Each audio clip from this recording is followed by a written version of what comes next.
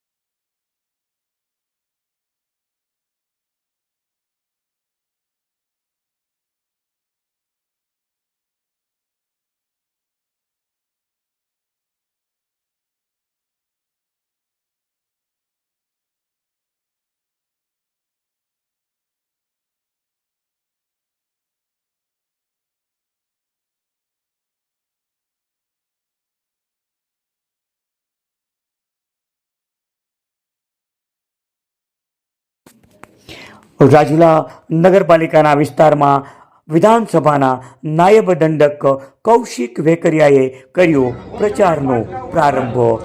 1 થી 6 વોર્ડના કાર્યાલયના ઉદ્ઘાટન કરવા વિધાનસભાના મુખ્ય નાયબ દંડક કૌશિક વેકરિયા રાજુલા આવી પહોંચ્યા। વાજતે ગાજતે સામૈયા કરી ફટાકડા ફોડી કૌશિક વેકરિયા અને ધારાસભ્ય હીરાલાલ સોલંકીનું ભવ્યથી ભવ્ય સ્વાગત કરવામાં આવ્યું।